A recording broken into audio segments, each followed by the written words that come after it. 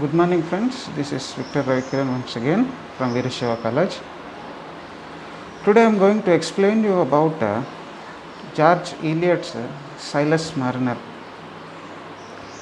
This novel takes us back to English countryside where linen weavers lived isolated lives. They were the immigrants from the town and were scattered all over the place.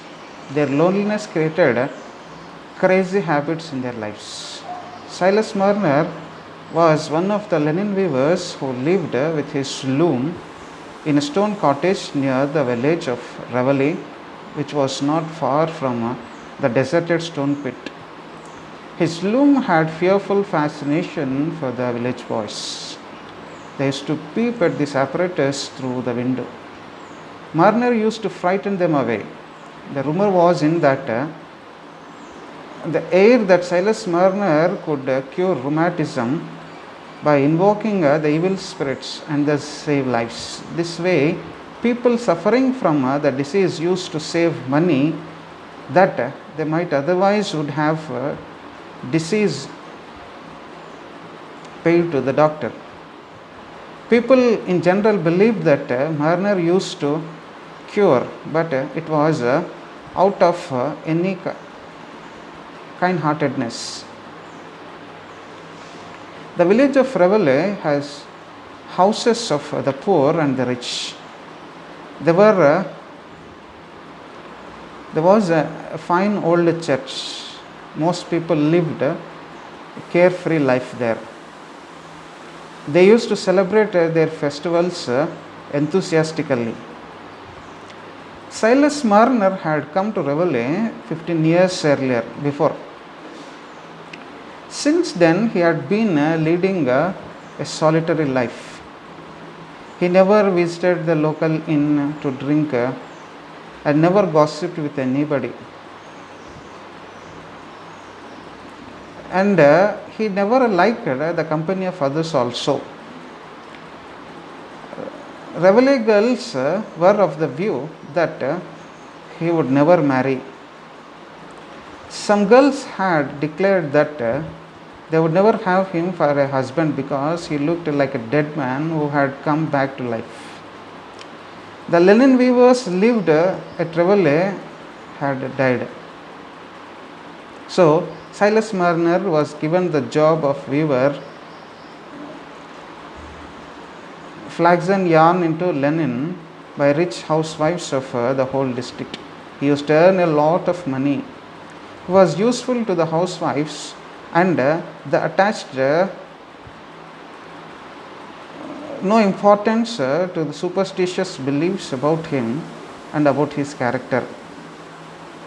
15 years rolled away, but views of the people did not change about him. Now he had amassed a lot of wealth, but there was no outward change in his life. Before coming to Reveille, Marner used to live in a town of Lenton Yard.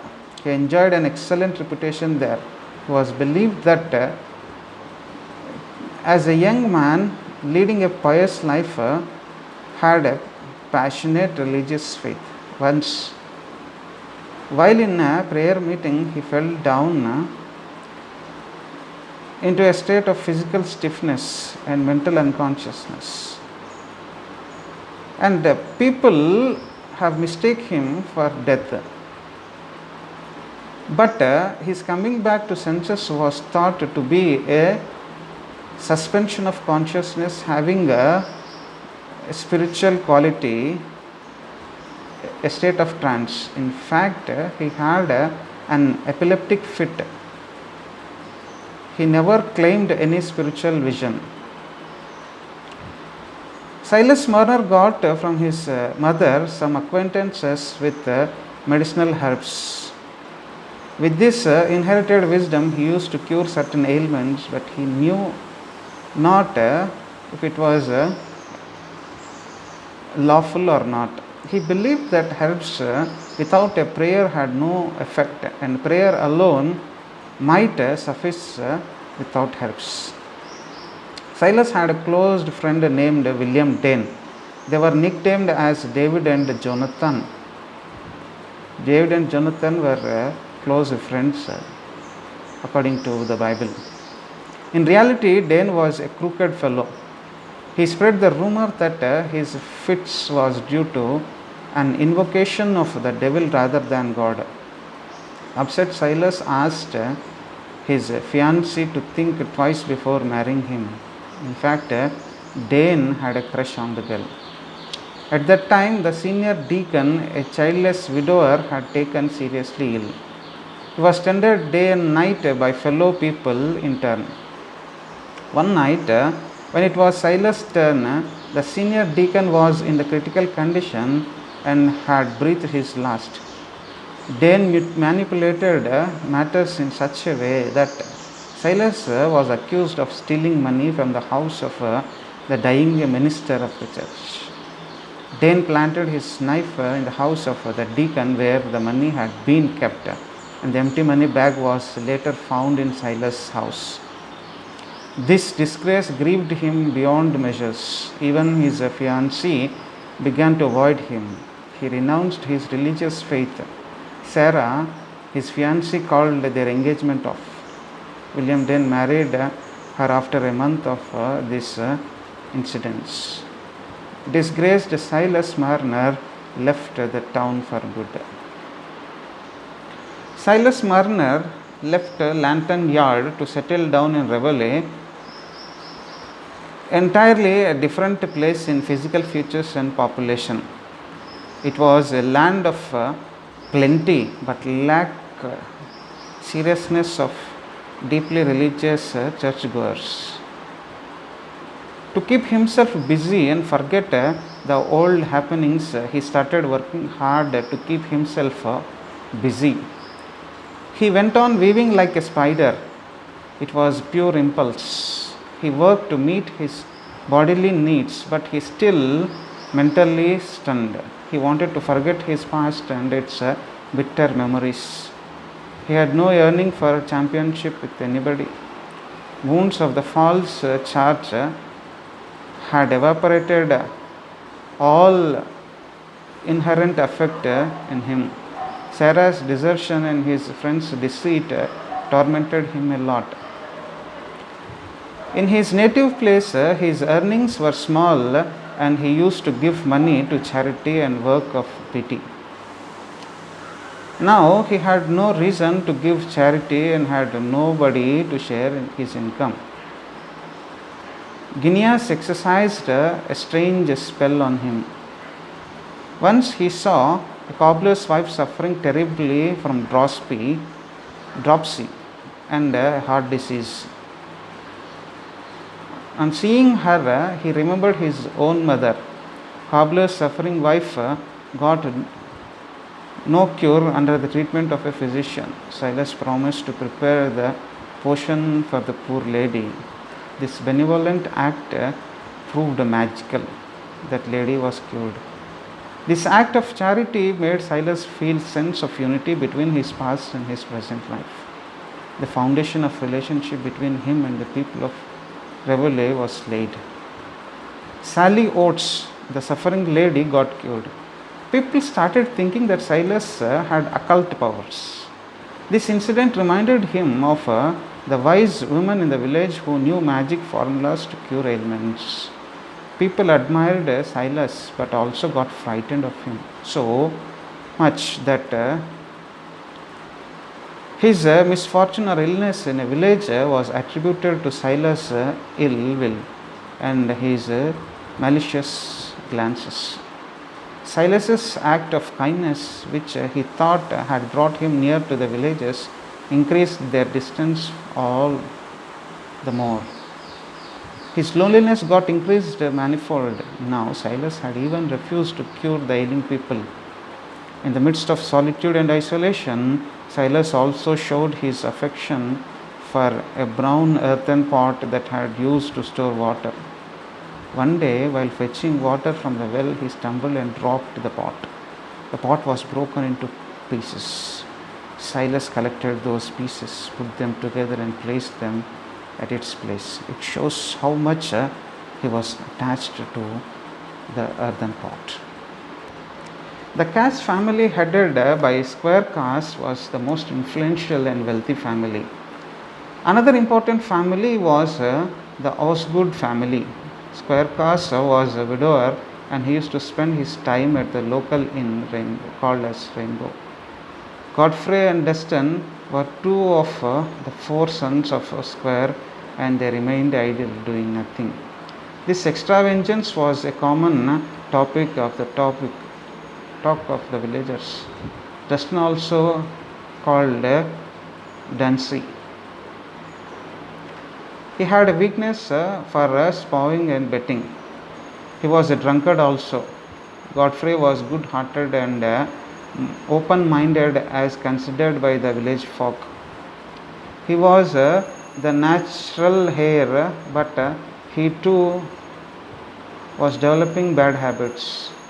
There was no love between the two brothers, but they did realize that they needed each other, though for their own selfish ends.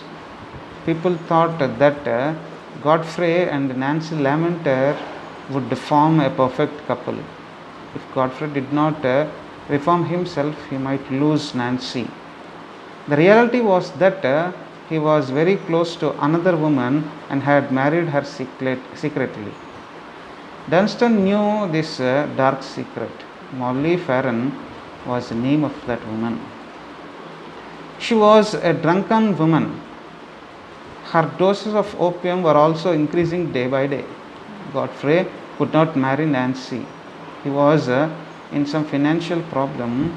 He got money from Fowler, his father's tenant, and gave it to his brother. Facing financial crisis, he demanded money back. Dunstan had squandered it away. In fact, the money belonged to Godfrey's father, who was very strict about monetary affairs.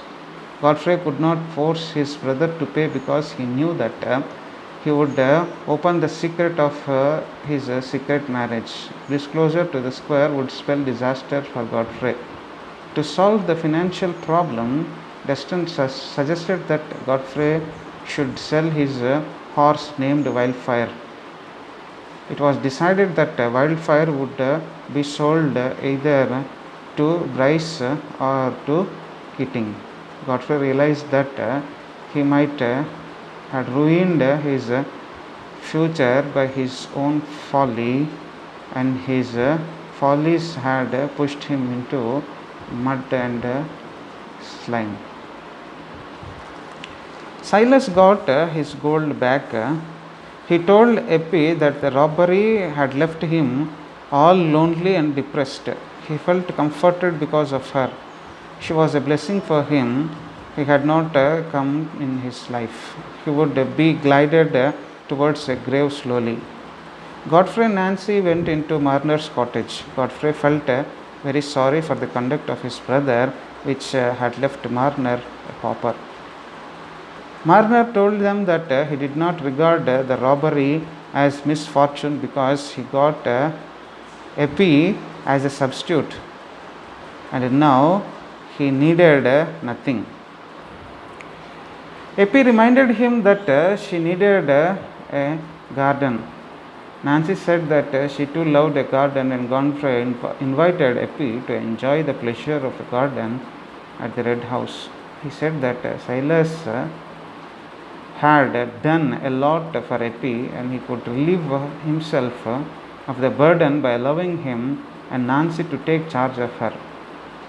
That way, she would be leading a comfortable life rather than a rough one. Silas could not get Godfrey. Godfrey explained that they had nobody to inherit their prosperity. So they wanted Eppie to live with him. Silas felt uneasy and hurt. Godfrey argued that Eppie would be free to visit Silas' house, and everything possible would be done to make Silas' life comfortable. Eppie found Silas trembling violently. He told her that he would not come in her way and would thank Mr. Cass for their offer. Eppie thanked the couple and frankly told them that she would not leave her father nor acknowledged anybody as being closer to her heart than he was. She also uttered that she had no desire to become a lady. Nancy's tears trickled down her cheeks, seeing so much affection between Eppie and Silas. Godfrey was taken aback and was grieved by Eppie's refusal. He got furious also. Addressing Eppie, he told her that he had a claim on her because she was in reality his daughter and his previous wife, from his previous wife. So he had a natural claim on her. Eppie was shocked and turned pale. Silas feared that she would leave him. Silas, in a harsh tone, asked Godfrey why he had not claimed her 16 years ago. God had given her to Silas because Godfrey did not claim her. So Godfrey had no right to her. Godfrey repented for his sin, but for Silas his repentance meant nothing. Godfrey told Silas that Eppie would not be far away and would come to visit him very often, and there would be no difference in her love for him. Silas got agitated and said how he could feel just the same when she would be away from him. Godfrey harshly told him that he had never expected such a rude behavior. Moreover, he should feel happy that Eppie would lead a comfortable life. He told him that he was becoming an obstacle for nothing. He was doing his duty. Questions and counter questions went on. Silas did think about Eppie's future. He asked Godfrey to talk to girls straight. Both Godfrey and Nancy assured Eppie that she would be a princess in their house and they would do everything for her welfare and her every wish would be fulfilled. Eppie told him that she could not think of happiness without her father, that is Silas, and she would be with him forever and nobody could separate them.